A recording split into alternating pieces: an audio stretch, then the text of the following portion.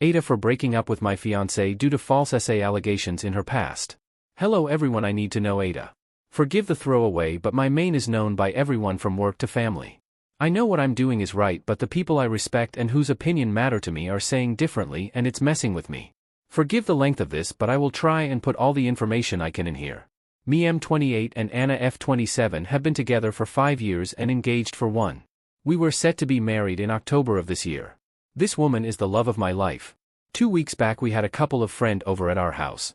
One of the friend, Becky, was a high school friend of Anna. As the night went on we obviously got a bit drunk and the conversation went into all the weird stuff. The conversation landed on what is the deepest thing you regret.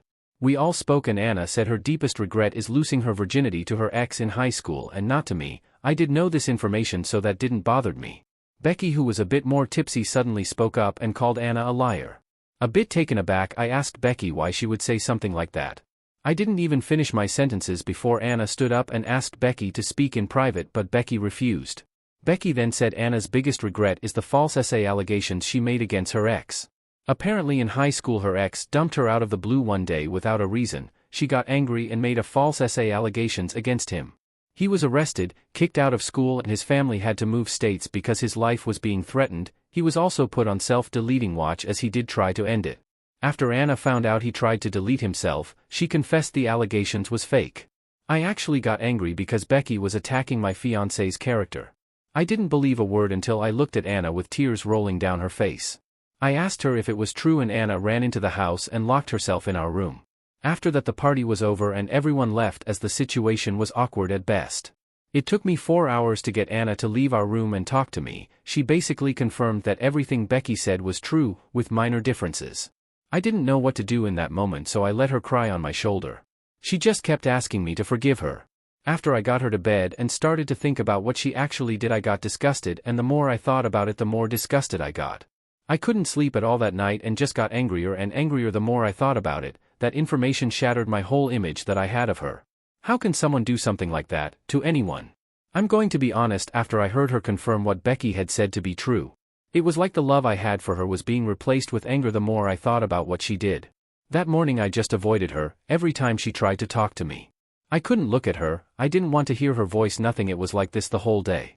After thinking about everything again Saturday night I came to the decision to break up with her, because what she did is not just despicable, but what else has she lied about and is going to lie about, and I refuse to live with that uncertainty in my life.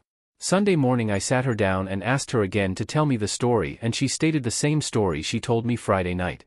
I told her I can't be in a relationship with her anymore.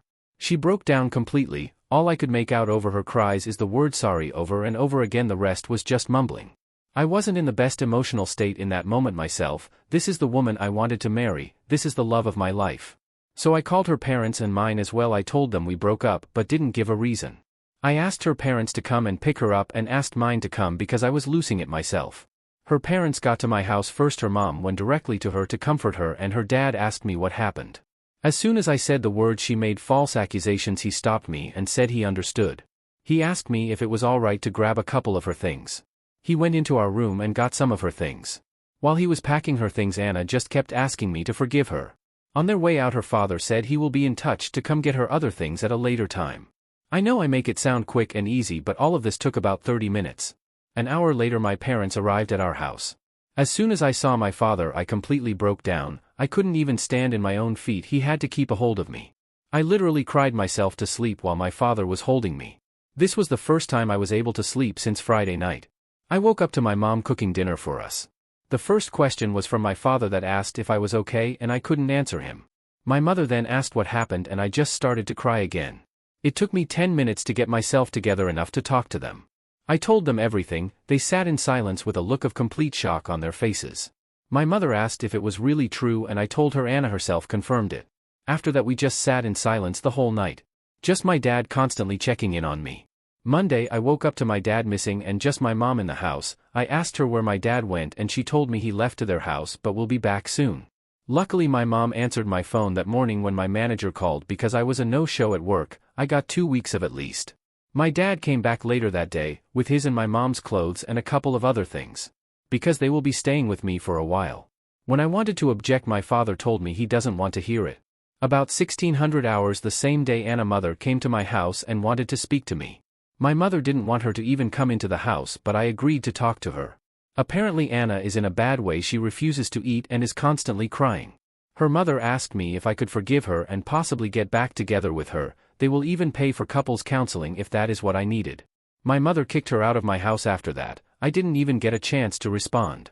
My phone from that Sunday has been blowing up from her, our friend, her mother, even some family member on both sides wanting me to reconsider our breakup as she did nothing to me and this was in her past. Although true, I can't forgive something like that. She caused her ex to lose his life and nearly caused his death. If she can lie about something like that, what else can't she lie about? What else hasn't she lied about? Almost everyone I know has been harassing me and calling me heartless for not seeing her pain, calling me an a-hole and that I'm a piece of shit for holding something she did in her past over her head. That I never truly loved her, as I can end things just like this, and it's starting to get to me. My parents are still at my house, so I asked my dad what he will do. He responded with one question. Do you think you can forgive her? When I said no.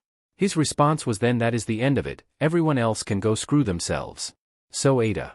Edit. Just to clarify something that I see coming up in the comments. She was 18 at the time she made the false accusations. I don't know if she apologized to the guy. After they moved, they completely disappeared. I know his name and the names of his parents but can't find them on any social media. 6 months passed from the time she accused her ex to her confession. Update. First, thank you everyone, I do appreciate your support. The update won't be long, but something has happened in the last 2 days. I have found out what happened to the ex. I know I said I won't go looking for him, but he kept creeping into my mind. Unfortunately, he is no longer with us. He took his own life at the age of 22. I found an obituary of him.